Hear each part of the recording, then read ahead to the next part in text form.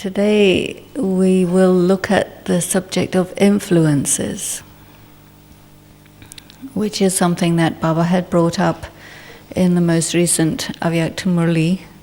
And in today's Murli, it was also there in the sentence where Baba had said that good company will carry you across, carry the boat of your life across to the other shore, and bad company will sink you. So influence and company is the same thing.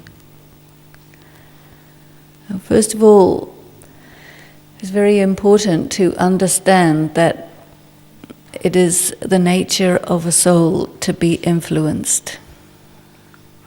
The soul is always influenced. In Hinduism, there is a belief which is called nirlep, and that means that the soul is not affected by any influence. And one of the points of knowledge is that the soul is lepchep, which means under influence. And so Baba has provided us with powers, the power of discrimination and judgment is very important in this, because the soul has the ability to minimize the influence and to decide what influence to be open to and what influence to be closed to. But if the soul doesn't understand that there is an influence, or doesn't understand that a particular influence is influencing, then the soul will be carried by that influence, and the influence will provoke the soul into performing an action which the soul will say, well, it wasn't my fault, or I couldn't help it, something like that. So I would like to talk about some of the influences, especially the invisible influences that are there. And one analogy is pollution. There are certain kinds of pollutions like carbon monoxide which are completely invisible, but it affects your health very considerably. There are certain instruments that can detect it, but your eyes cannot. And so we use technology to help us to detect things and protect ourselves physically from physically harmful influences like pollution. So on the spiritual level, there are influences that are completely visible, tangible to the discerning soul. And there are many, many influences that are completely invisible. And so I think that we must try to increase our ability to detect intangible, invisible influences so that we establish some sort of barrier between ourselves and it. And there have been occasions on which Baba has described a level of yoga as a sphere or an orb of spiritual light, and you just walk around in that orb, and then it creates a boundary where you remain in the influence of your spiritual vibrations, and then things that are on the outside of that orb do not penetrate it, and consequently they do not influence you. Have you heard about that yukti? Yes, if not, we have now. So, so this is a nice thing to do as you walk around. With your mind, envision an orb of light with a kind of skin on it, so that you're in this light, and there's a skin, an invisible skin, at whatever distance you like, maybe 3 or 4 feet around you, however you want to be, and go around in that. And you will find this a very nice experience. Why do we come to Madhuban? Many things, but one of the things is the influence. It's very, very powerful vibrations here. And so you put yourself in the midst of this atmosphere of spiritual power is definitely influencing us. Even you may find in some environments it's difficult to wake up at 4 o'clock in the morning, but in this environment it's very difficult not to, because everyone is waking up at 4 o'clock in the morning and there's an influence of that. And so you just open your eyes and feel like being awake and feel like going to one of the meditation rooms and sitting down there for an hour or so. Whereas if you're in another influence where everybody's very heavily sleeping and snoring and they never get up until way past sunrise, you will experience that it isn't as easy, because there's another influence, the influence of heavy sleep, which you then resist. So you, with your own practice, are anyway establishing an influence for your own self, because a practice, which is something that is done every day, creates a momentum, and this momentum is itself an influence. Because a human being, by definition, does things by repetition, by routine. I see. And so we have you can say, the most tangible level of Srimat. And you must have noticed in today's Murli that Srimat was defined as this, that if you follow it, then you will reach your destination, you will pass the exams. And so the most tangible form of Srimat are the you can say the rules, the recommendations, the routine, the practice that we do, which starts with get up in time to be sitting in the meditation room of your choice by 4 o'clock in the morning, so that you are awake, alert, relaxed, and able to establish yourself in very rewarding communication and contact with Shiv Baba. That's the first Srimat, isn't it? I see. And then we have other Srimats, like, for example, come to morning class. If there's no morning class around, create one for yourself. I remember when we first used to go out into the middle of nowhere to establish centers long ago, there wasn't any students. So we would sit, we had the gadi and everything, tape recorder, the whole bit, and we would teach the Murli to the walls. But the students started to come after some time. But it is an influence. If you set up the arrangements for that kind of spiritual education, circumstances, environment, it's a form of invocation, you see.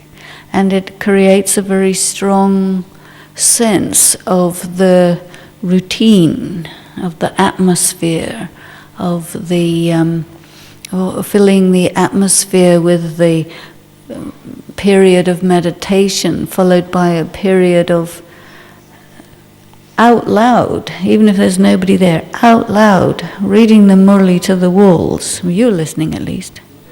You can be the one speaking and also the one listening. Like Brahma Baba, he's listening to the knowledge and it's coming out of his mouth, both. Why not us? We have to follow the Father. So this is also an influence. And we have another Srimat, which is the offering of bhog.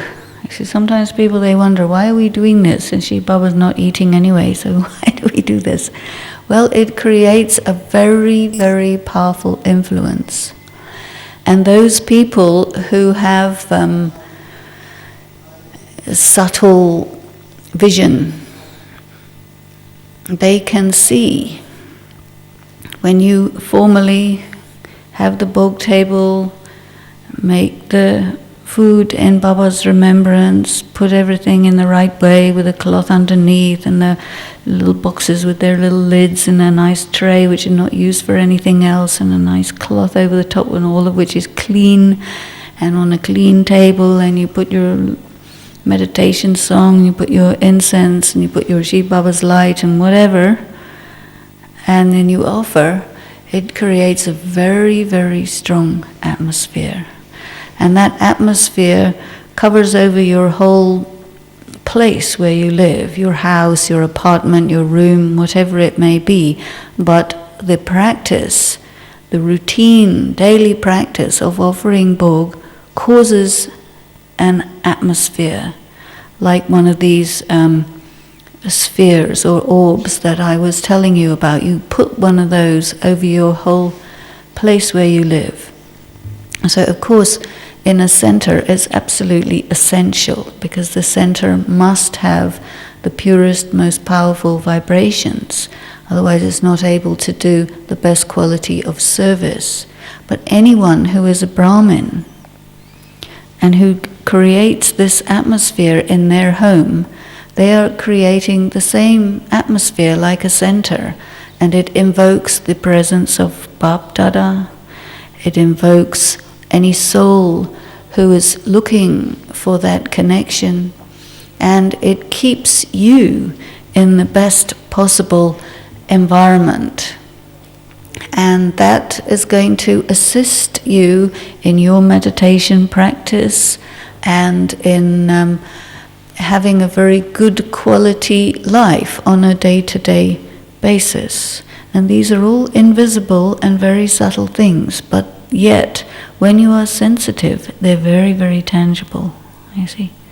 So if you go into a place where these things are not going on, you will feel, oh, this is lokic, this is worldly. And if you go into a place, even if no one tells you, and yeah, bhog is being offered, Amrit Vela is going on, the Murli is being studied, you will feel, this is an alokic place, because it's in the atmosphere. And Brahmins are sensitive to these things. So when there is the maximum amount of and different elements of these spiritual practices going on, you feel comfortable, and it helps you to rise in your own inner state. It gives you an extra dimension of spirituality above and beyond the effort that you're making at that particular time, you see. So these are very helpful. This is why we do it. They're not rules that you have to do, otherwise who knows what will happen to you. But they're recommended that if you want to move ahead with the maximum ease, do this, because it'll help you. It goes with you. So we say, yes, why not? We are easy Raj Yogis. We take the easy path. But of course, there are going to be many influences which are against you.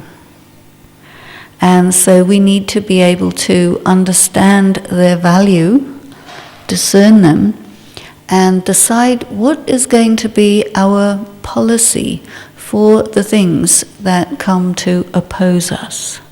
And it was interesting, in a very recent Avyakt Murli, Baba had said, and he had given the example of Brahma Baba's life history, that Brahma Baba had to face a great deal of opposition.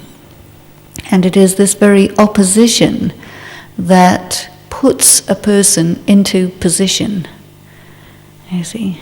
So that means that whenever you encounter opposition, it is advantageous to consider it as instrumental to put you into your right position.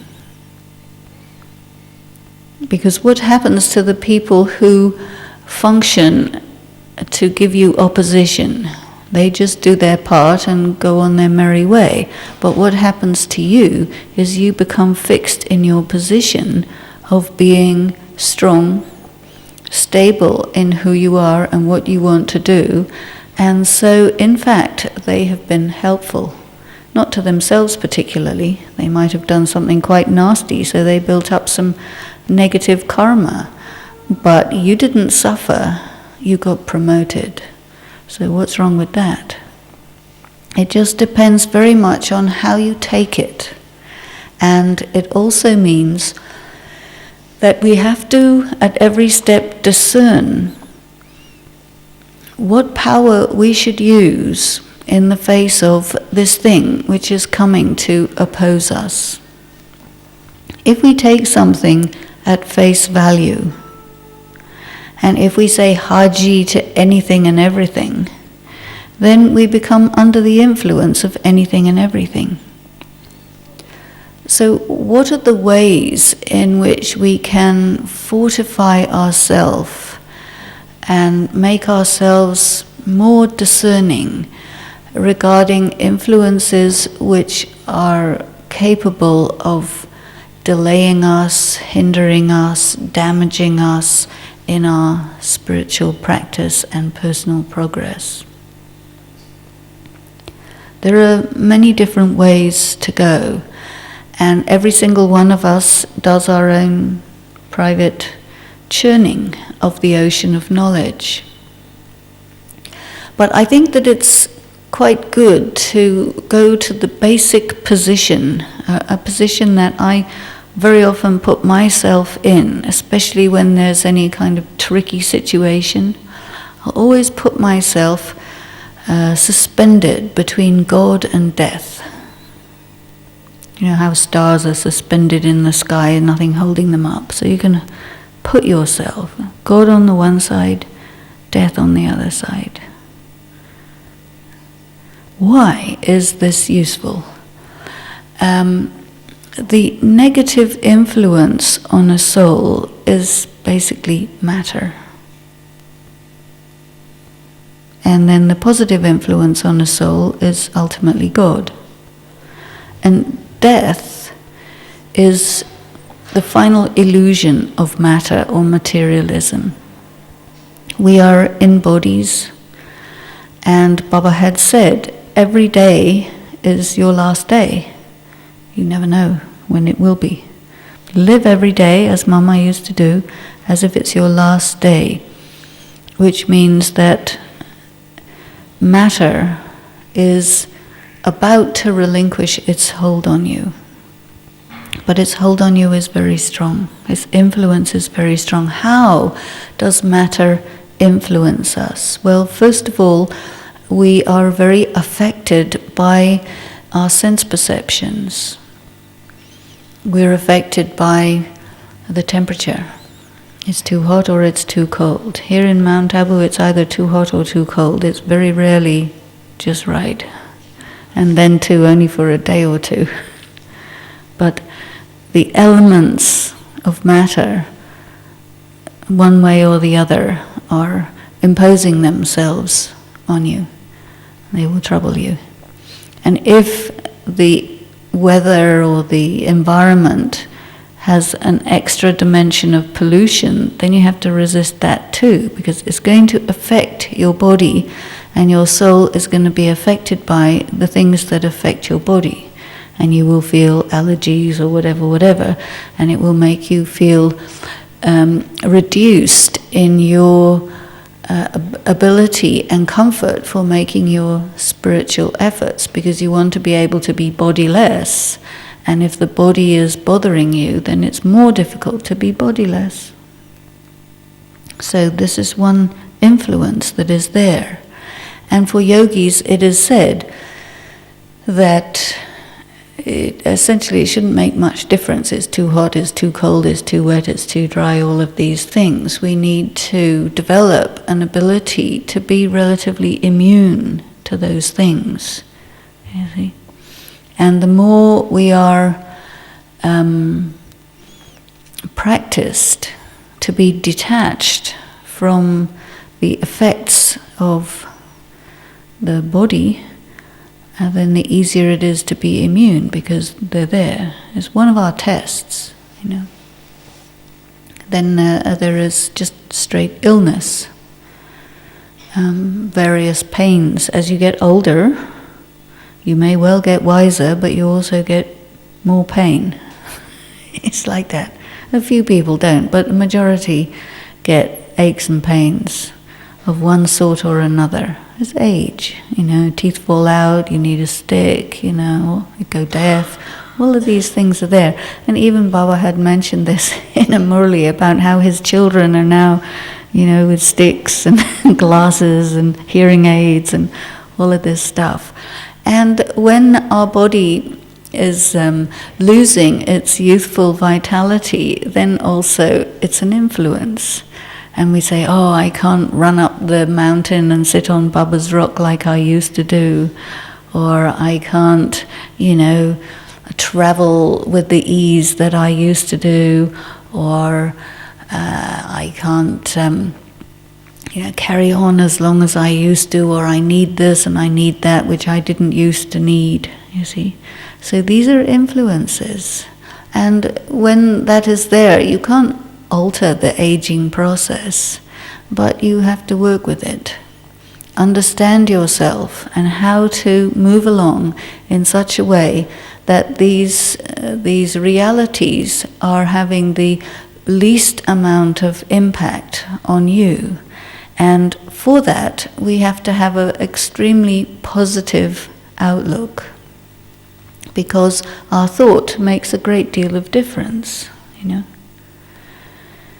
If we are very body conscious, we will get very upset when we start getting wrinkles and grey hairs and all of that, because then we're not beautiful anymore. But so what, because we're a soul.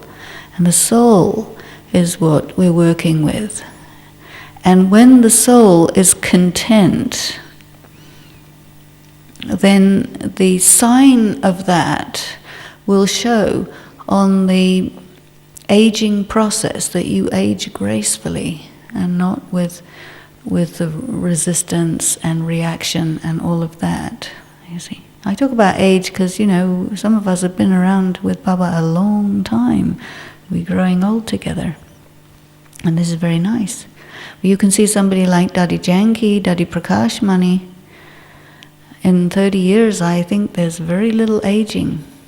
And it was always said of Brahma Baba that from the time of his age of 60, when he started to be Baba's instrument, it was as if the aging process almost ceased.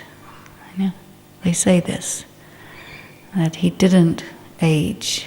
So this is a sign of good spirituality, that though you age, but it's not impinging upon your being, and that is a way or an aspect of being free from that influence. We get very influenced by what we see and what we hear. And this is one of the reasons why it is said in quite a few Murlis that films are bad for BKs. And some people say, well, we only watch good films. But in the sense that when you're watching a film, that every element of the film imposes itself on your consciousness strongly, because the sound is big, the words, the music, the sound effects, they're all there, quite strongly going in your ears. And the pictures are very big, and so they impose themselves on the screen of your mind.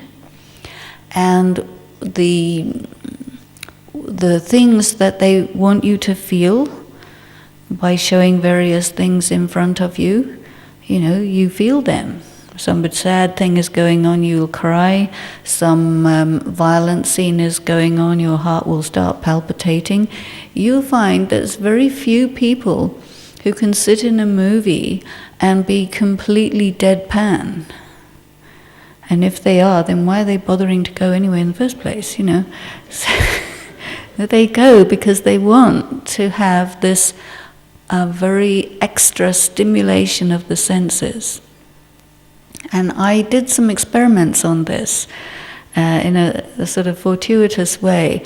I remember when I was living in Los Angeles, many visitors would come and they all wanted to go to Disneyland. So there was one year when I went to Disneyland 19 times. After that I said, that's it, no more, I don't want any more Mickey Mouse. But during that time, Disneyland, sometimes is very, very crowded on that kind of day, and sometimes, like in November, when it's cold and windy and rainy, there's hardly anybody there. So once I went at that time, and normally you have to queue for a long time for all the rides, but on that particular occasion, we could go just, immediately from ride to ride to ride. And I observed during that day, because you can't spend less than a day, you arrive in the morning, 10 o'clock or so, and you spend the whole day. And you go through these rides where there is enormous sensory stimulation. You may go on a roller coaster, which will make you scared to death on a number of occasions. And there's enormous, a 360-degree films where you go through mountains and rivers and whatever they want to show you. And it's very, very strong sensory stimulation. So I observed at the end of that day that it was a good thing if one had to queue between rides, because you could recover. They have some rides where you sit on a kind of amazing movable chair and they send you through volcanoes and outer space and earthquakes, and really it's exactly the same thing. So whatever happens to your body in terms of racing heart and all of the things, lots of adrenaline happens to you. It's very exhausting. And so when these sorts of things are happening to a person, it's a very, very strong influence. It drains your physical energy, but also it very much drains your spiritual energy. Here, staying in Mount Abu, that I have been doing for the last more than 3 years, there are many times when it is totally quiet for days on end, and I'm not necessarily involved in all of the activities. And so I observe what happens to me when there is almost no stimulation at all. There is always the routine, but when there's times when I will not speak for the whole day because there's nobody I have to talk to. There's nobody who has to talk to me. I will get on with my job. But very, very quiet. And because my work is spiritual work, very internalized. Basically, it's just you spend your whole life churning the knowledge and putting it out in the form of images and words. But I find that, and also having 3-4 hours meditation a day on a regular basis is very nice. You go deep and very deep inside, you build a very good, strong, silent stage, and you like that. There isn't a feeling to go out particularly. You go into Mount Abu for one reason or another, and it's like, what is this? It's kind of an assault on your silence. So we are influenced, or we create something which influences us. So I think that in this subject of influence, one thing is, it's just very important for us to be able to identify that in our lives on a day-to-day basis, what are the things that are impacting us? And to what extent do we have choice?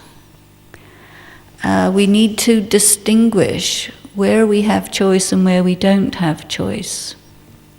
There are many things that we don't have choice about, and for that, well, we say, I'll face it, I'll tolerate it, I'll accommodate it.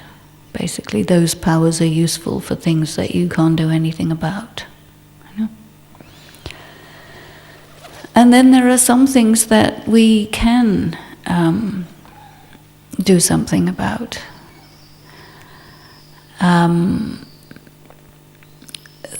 There may be people who say, oh, come do this, your spiritual life is a bit too boring, you're going to get disconnected from the world, it's not good for you, and they start talking to you like this, and they're saying, you come, picnic, swimming, sport, football, this, that. And so you have to decide how far you want to maintain your sociability, how far you decide, this is good to have this percentage, and how far you want to keep yourself to yourself. I think it's really very personal, but I think also that each one has to work that out for themselves. Everyone is different. And some people, they like a lot of quiet time, a lot of alone time. They're very internalized types anyway. And so then they will say, well, it's not interesting, it's not necessary, I'll pass, And then there are others, and they will say, yes, no, it's good, I can be in a lot of company, I can share the fragrance of my virtues and qualities with all these people, this is a good opportunity for service, and when both of these are true, then you have to go inside yourself and see, today, do I want to be in or do I want to be out? What does Baba want me to do? And you can check internally with Baba that is this a outgoing service day? Is this an internal quiet day? Sometimes everyone around you will say, no, we got to go out, we got to go play. But then you check with Baba, and Baba will let you realize that, child, your yoga's a little down, and if you go out, it's going to get more down. Might be better if you just stay cool and give yourself time to maintain your yoga. Don't get too exhausted, because then you're going to have to recuperate from it, and is it worth it? Huh?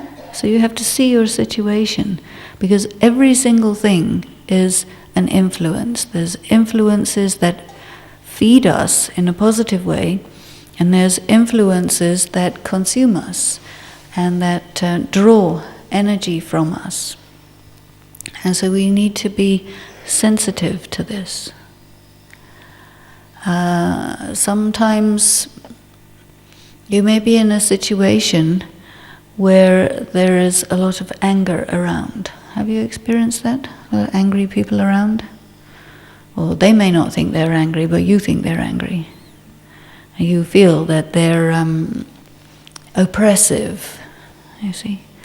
So then, whether or not they agree with it is a separate story. You may not want to discuss it, but with your own self, you see, to what extent am I afraid of this atmosphere of anger, violence, oppression, suppression, whatever? Because in Kali Yuga there's a lot of that around. And you have to see, am I afraid of it? Being afraid of it means that it is affecting you and it is making you move in the way that it wants you to move. Because one of the things that is very strong in human society is coercion. You know what I mean by coercion? It means you are being pushed to do something that you don't want to do. That's coercion. And if you're not able to resist it, then you find yourself doing that against your will. So this sometimes comes up in a Brahmin's mind, that how am I supposed to handle this thing? Because if I argue with this person, or if I make a big fuss, then maybe that's not spiritual. You know? That question arises. But the society of much of the world is fear-based. Many of the religions teach morality through fear. They say you have to be good, otherwise we'll hit you. So that's pretty easy, clear. And interestingly, this thing of beating people is a strong influence to make people disconnect from their spiritual essence, even though it's done with the intention of making them more spiritual or more good or more pure. It never actually works. And yet it's very, very prevalent. So what to do about coercion and violence? Because it's an influence. Not long ago, there was a group of people who were studying to be teachers, and they came here for a retreat. There was about 100 of them. So they were college students studying for a qualification in education, and they were going to be teaching children from age 4 to 14, that kind of age. And so I asked them about how they're making themselves ready to become teachers, not in terms of imparting information, but in terms of interacting with the children. Because when you're with young people like this, then you're a kind of surrogate parent, because they need your love, they need your attention, and they need direction. And so I said to them, well, if you have made a mistake, will you admit it? And every single one of them said, no, we won't admit it. So I said, well, why not? Well, we are afraid of punishment. I see. So this is the influence, the social influence that is exercised on young people normally, most of the world. And the young people are taught by the stick and a little bit of carrot. We have Toli, we have Dharmaraj. But we should not be fear-based. If we get Toli, it's not that if we do good then we get Toli. No, you come to class, you get Toli after every morning class.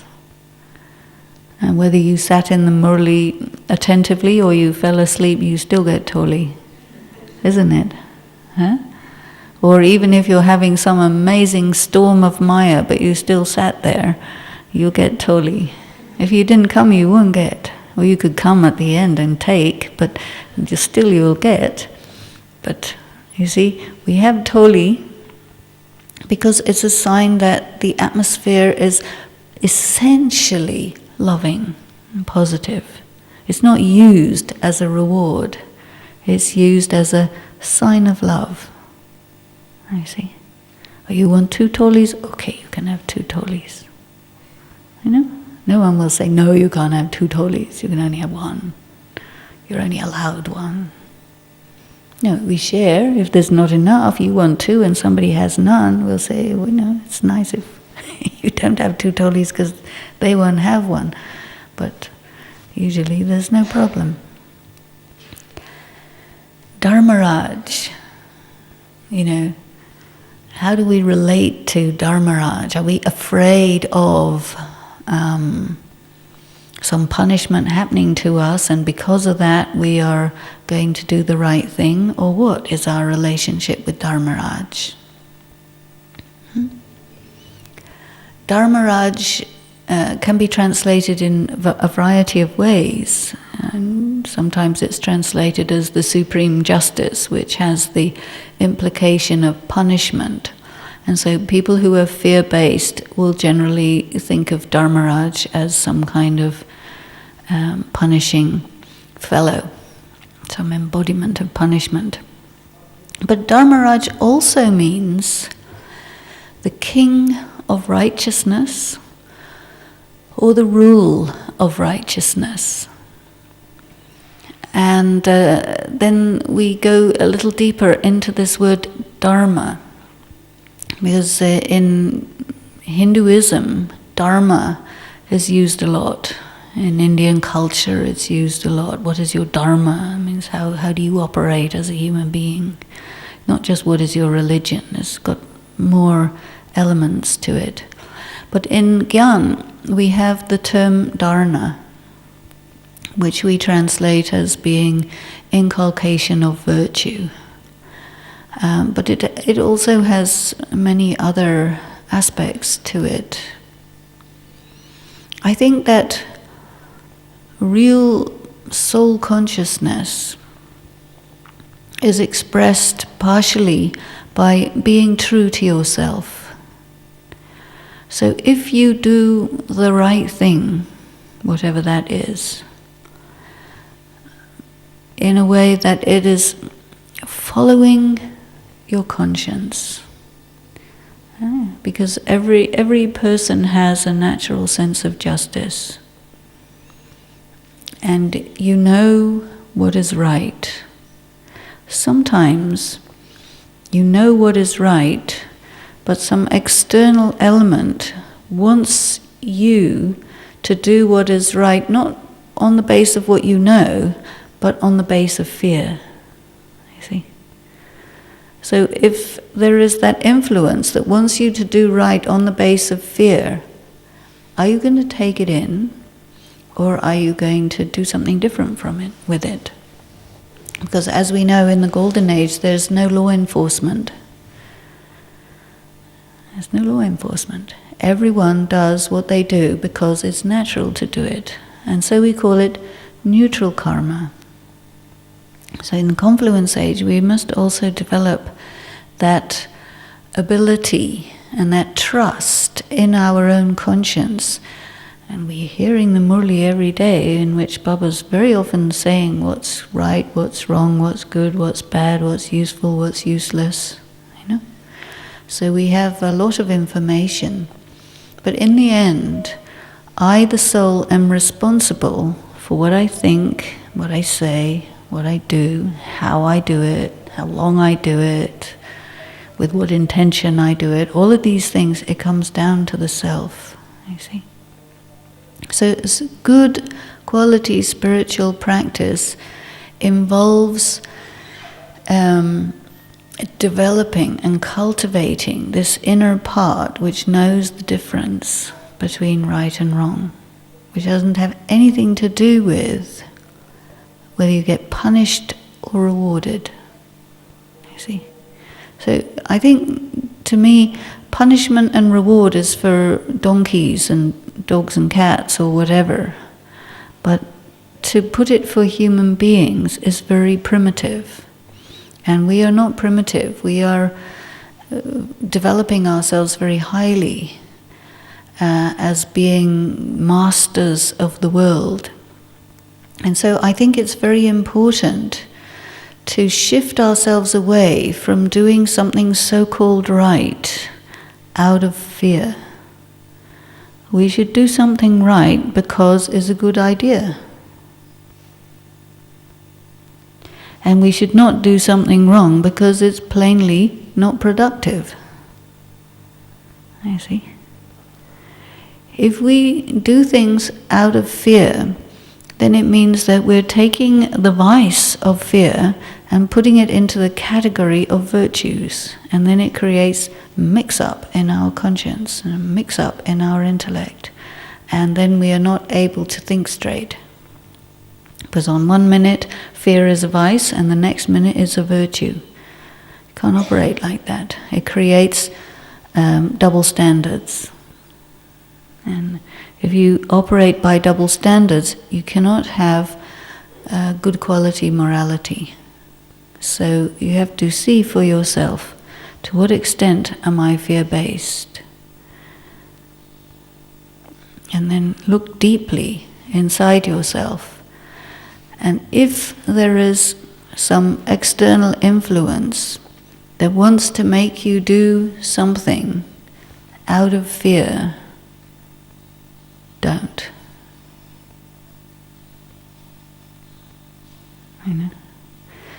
Because it will eat away at the cultivation of your personal courage, your personal honor, and your personal ability to be, the self-sovereign. You see, a self-sovereign cannot be fear-based. So this is a very subtle kind of effort to make oneself not a fear-based person, whilst in a world which thinks that to be fear-based is a good idea. And where does this come from? It comes from the effects of a belief in progress, of a belief in evolution. Many of you may have been raised in a Christian culture, and you know that in that religious environment, cultural religious environment, the human being is thought of as being essentially sinful, fallen. And then you have to, through Christ, or however, you have to rise. And so it is based on the idea that you start off not good, and that you will become good. Materialism is like that too. It says that you start off basically raw, uncultured, primitive, and you will develop and become whatever it is, civilized, developed, all of those things.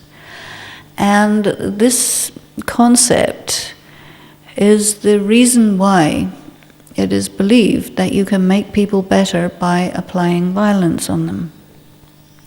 And I was reading something interesting from the Philippines,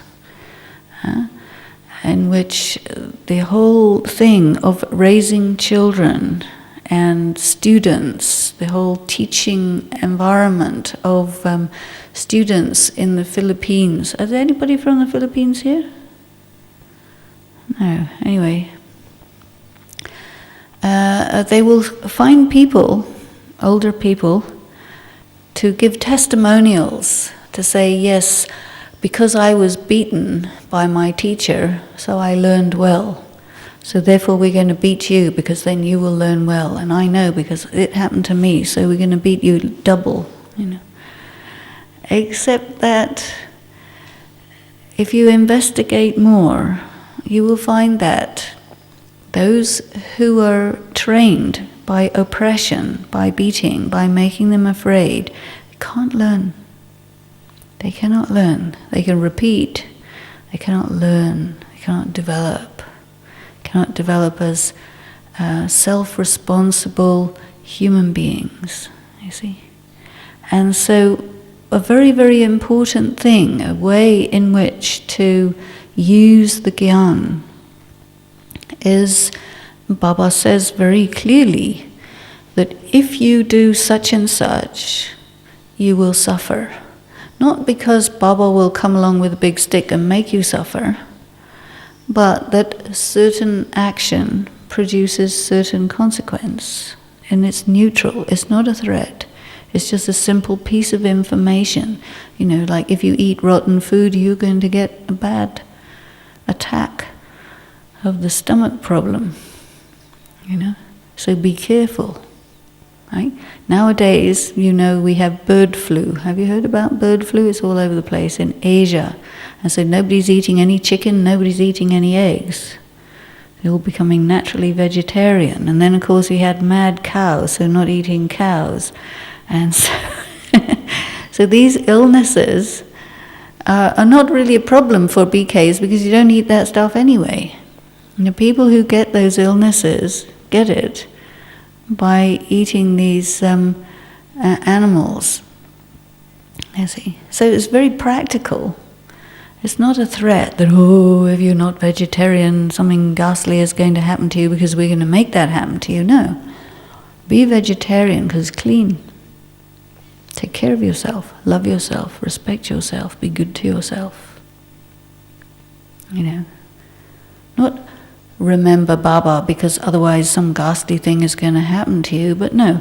Remember Baba because you'll be happy. Remember Baba, you're filling yourself up with spiritual power, and so whatever you do is going to be supported by that remembrance, so it'll be good. You know what to do. You know. And so, in that way, using the knowledge in a very systematic way, with that understanding that Baba again and again says, you know, I am God and you are my children, and you started off as gods and goddesses, and then you declined mostly because of the passage of time. Can't feel guilty about that, can you? It's just the passage of time. You go through the golden age, and then after a time it becomes the silver age. You didn't do anything. Nobody does anything wrong in the golden age, right? It becomes the silver age because of time. And then you go through the silver age, and after some time it becomes the copper age. Then you fall, plunk, into body consciousness. Nobody's fault. It's just the half-life of the self-realized soul was finished, and it became its opposite. And so you come under the influence of matter. Come under the influence of matter, the vices come. It's not wrong, it just is. Vices come. So religions come as a way to handle the vices. It doesn't work. Because you don't know the soul, you don't know the Supreme Soul. So you make effort, you do your best, but after the copper age comes the iron age. Doesn't go the other way. So you have the effect of vices, the effect of time, the effect of ineffective resistance, and you end up back in Madhuban. You know? So all of us arrive here more or less depleted, with acquired guilt feelings. Acquired. Because this system of making people feel bad about themselves just because they exist is an influence that makes you guilt-based, fear-based, and this actually creates an obstacle in your spiritual practice. This is why I'm talking about it. That it's actually another negative influence. But it was done in the name of carrying you forward. Just like in today's Murli, Daddy Manor was mentioning, everybody happily says, oh, God is omnipresent, thinking they're saying something really nice. And then Baba comes along and says, hey guys, you're insulting me, please stop. I am not omnipresent. What are you talking about? You can't even think straight if you think that. And he's right, can't think straight. Everything got all mixed up and messed up because of having taken in stuff they shouldn't be taken in. We allowed an influence to come in that did negative work. And now, with soul consciousness, with self-awareness, you look inside and you see where these acquired negative things are that are nothing to do with you being negative, and just pluck them out and put them away. Which you can do with your mind, you see. You observe the thing with detachment. Soul consciousness means I am a pure and peaceful and valuable and beautiful and excellent and wonderful and marvelous soul. And plus some junk went in. To take it out. Doesn't mean you're bad. It means junk went in, so take it out. And Baba gives the analogy of gold, where the goldsmith will heat up the gold, and it's only when it's very hot that the junk will come out, whatever is alloy. It won't come out unless it's melted. And so Baba says, that negativity went in without you allowing it, but it went in anyway because you didn't know enough, and it wasn't time, and all those things.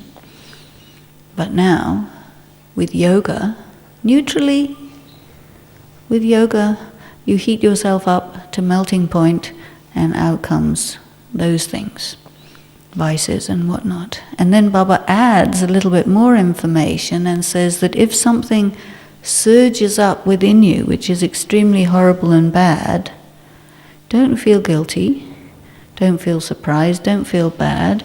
Just be a detached observer and let the thing go, because it's part of the melting process and part of the thing coming out. So don't be naive.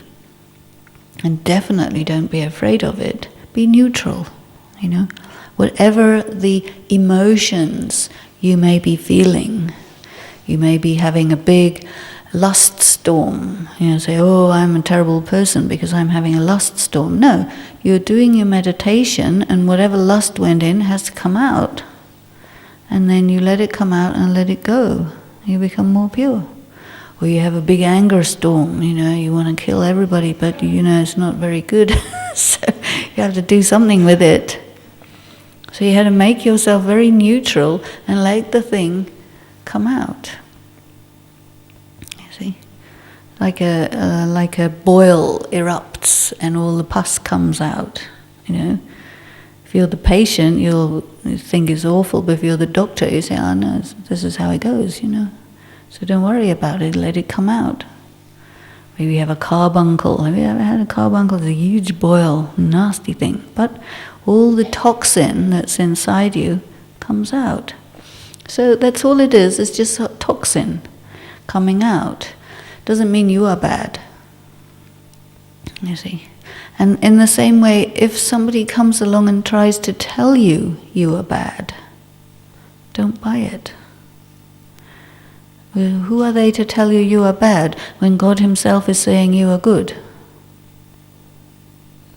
Right?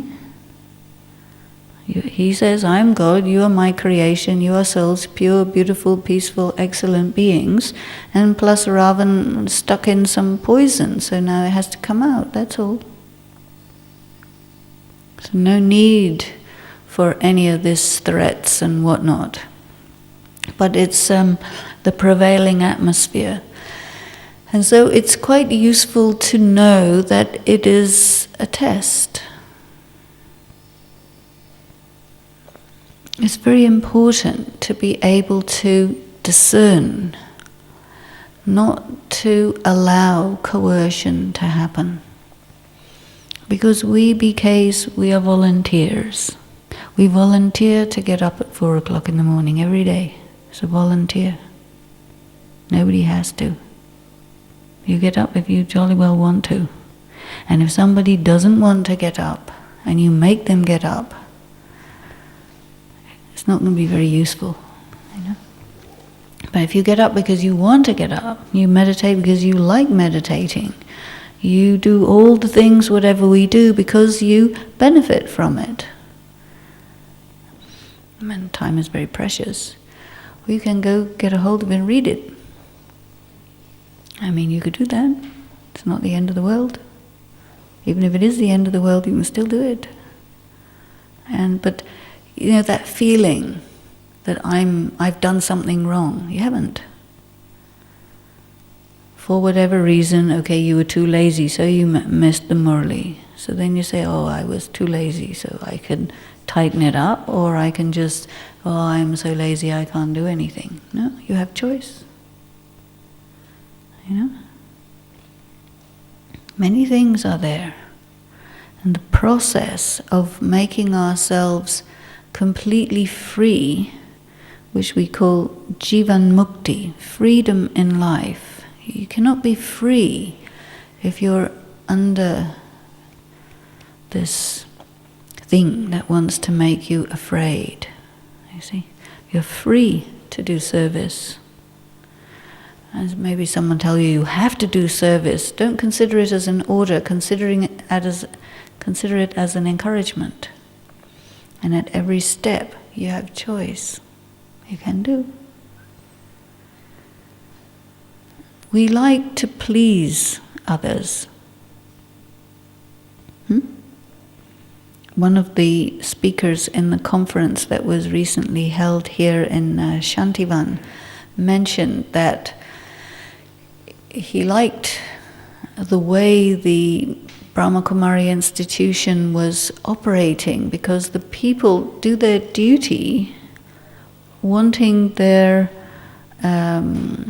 instrument person, their senior person, to give them the reward of saying, yeah, you did a good job, it's good, or they smile.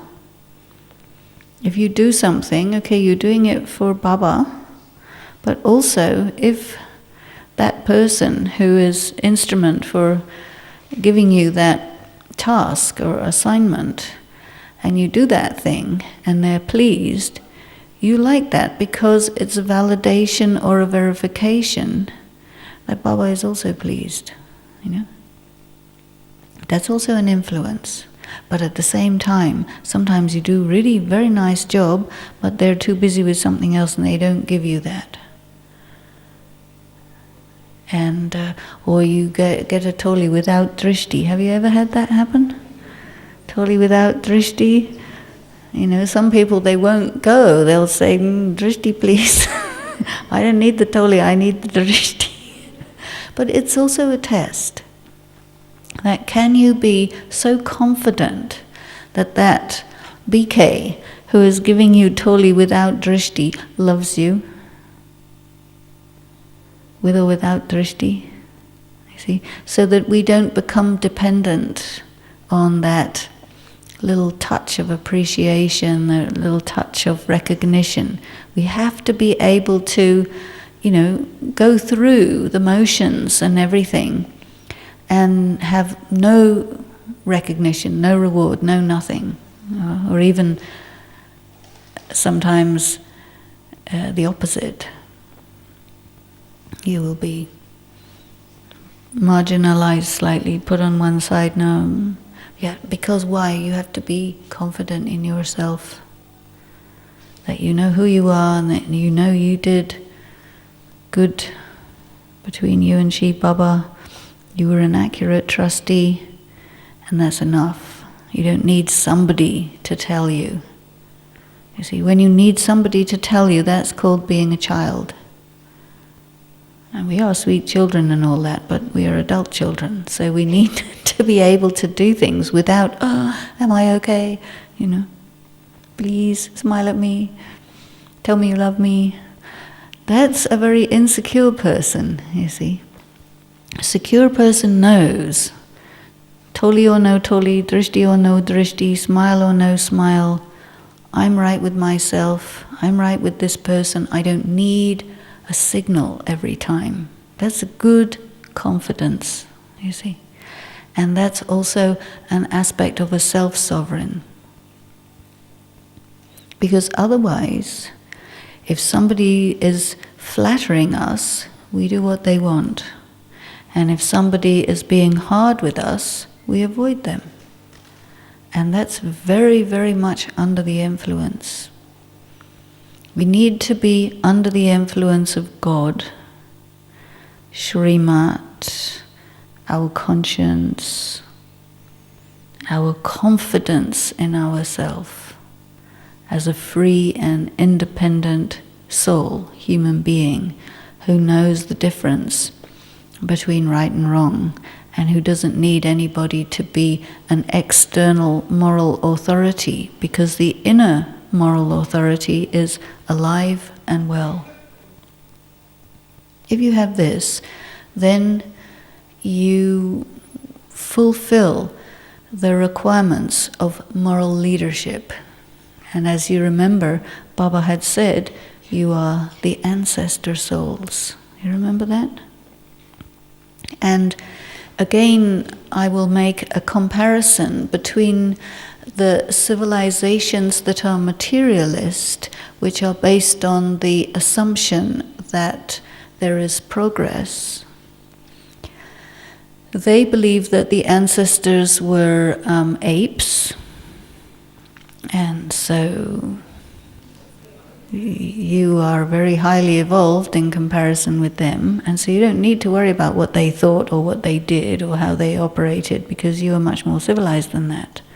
So there is not much interest in ancestors if they're apes, you know.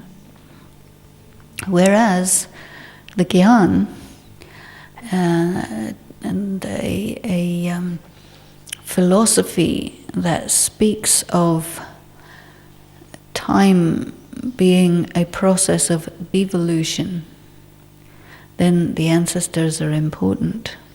And in the land of India, a lot of importance is given to ancestors. In China also, a lot of importance. Because on that assumption of devolution, it means that the ancestors were more highly evolved than the descendants. And therefore they care for the descendants in the sense of the heritage of their life story and what they did and how they did and so on and so forth is the treasure that the descendants have to use, you see. So for example, with Brahma Baba, very often we are told, follow father, or whatever Brahma Baba did, do that, because we are descendants of Brahma, very immediate ones, you see. And then Baba has said, you yourself are the ancestors, connected with all the leaves, and whatever it is that you do, and however it is that you operate as a human being, it's going to provide those leaves with their spiritual nourishment. That means their influence.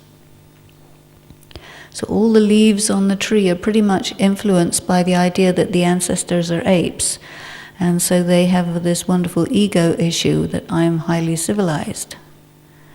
But if you look back in Western philosophy, and you go back about a couple of thousand years, you will find that the philosophers, the moral philosophers of that time were talking pretty much the same like we're talking here, you know. Be good, do good, don't be nasty, don't take sorrow, don't give sorrow, all that. It's been going on, but people have been getting less morally developed. So the belief is the opposite of the practical reality, but it's not seen because the belief is a preconception, it's so strong. Now Baba has told us, your ancestors were not apes. The descendants have become worse than apes. Sometimes he says that. Have you seen any Murlis like that? Yes. Because all the vices and the image of monkeys is used in this. You know, the little image of the monkeys which represent the see no evil, talk no evil, hear no evil, think no evil. Huh?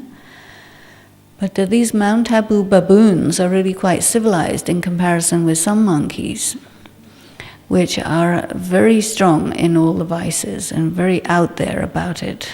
They're very aggressive, lustful, greedy, attached, all the things, and it's right there in front of you. So they're very good analogies for what happens when you come under the influence of the vices. So to be an ancestor means first and foremost to reduce the influence of matter and to increase the influence of God. Because Baba is the origin of knowledge. the giver, the ocean of knowledge, in which he tells us the philosophy of karma, that what is correct, what is incorrect, why, how, all of the various things. So he gives us all the information we need. And then he says, okay, now go and do whatever you want. We are free. But he gives us many recommendations. He has said, for the Brahman world, we may not take the law into our own hands. We may not correct anyone.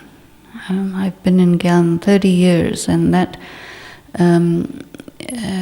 instruction that you do not correct anyone came somewhere during that time. Previously, there used to be millions of corrections. And then Baba said, no more corrections. Do not say, this is wrong, that's wrong, the other is wrong, blah, blah, blah. But just the model, this is good, and then however you want to work with it, do it. So he has said that you become the example.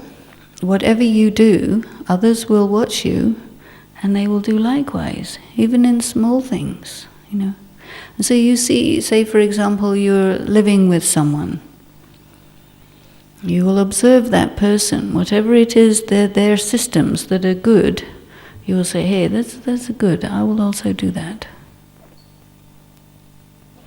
And whatever they do that are not good, we say, I won't look at that. I won't copy it. I won't correct them. I just give them the freedom to do whatever they want to do, to be whatever they want to be. But being the swan, the discerning one, see the qualities of a person and take benefit from that. And whatever you understand to be under another influence, under the influence of one or another of the vices, don't look at it. Because if you criticize a person for it, they will feel distant from you. They will not change. They will not quit doing that. If you give a person a hard time for the thing that they're doing, that will increase their feeling of fear of you. And it will make them want to keep you away, you see. And it will create a distance in the relationship, you see. So then it's not an atmosphere of harmony and love. It creates tension. So I find it's very good to, everybody has their good and their bad, and then they have a right to play their part. Their part is destined. And we have been taught, every soul is an actor, they all have their destined part. So it's up to us to play our own part. And it's very good, I think, to consciously and conscientiously give others the freedom, the permission to be as stupid as they want to be, if they want to be stupid.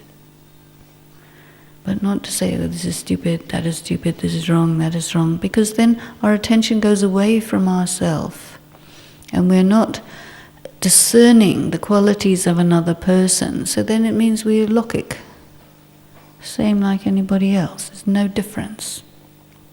But what Baba has taught is discern the good qualities and relate to the person in that currency. And whatever is not what you think is good, live it. Because we know the philosophy of karma. If somebody is doing something negative, anyway, it's going to get taken care of sooner or later. You see? But it also doesn't mean that you allow, promote, encourage, or enable negative action.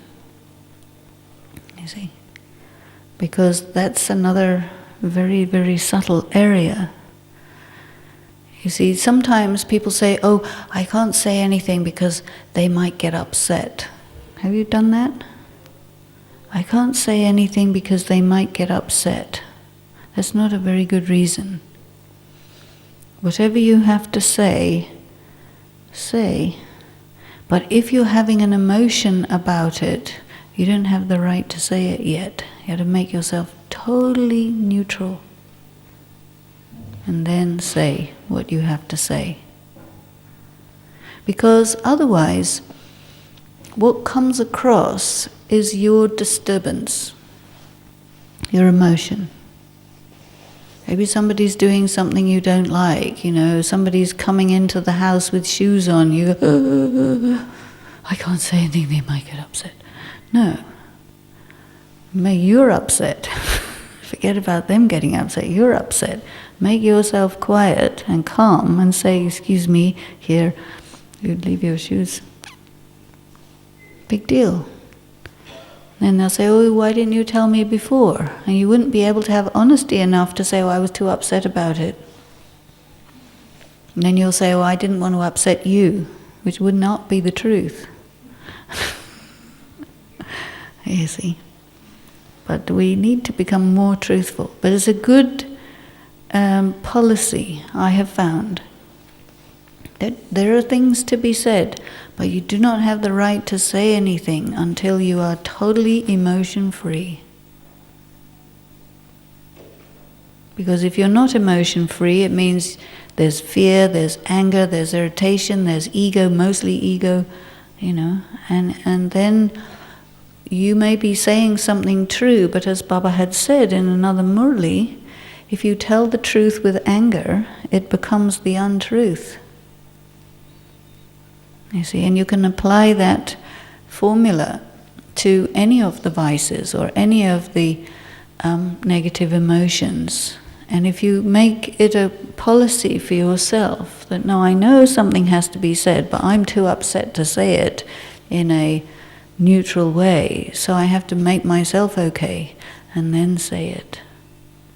And there'll be good communication. They will immediately understand what you're talking about and go and work with it, you see. So, don't think that that is not a negative influence. It's a very negative influence. And these emotions that happen in you when you feel, oh, I don't want to upset somebody, they are instrument to make you upset about what they're doing, so that you can develop the ability to not be upset about what they're doing, whether it's good, bad, or indifferent. It really is none of your business, or it really doesn't matter. What matters is you remain neutral.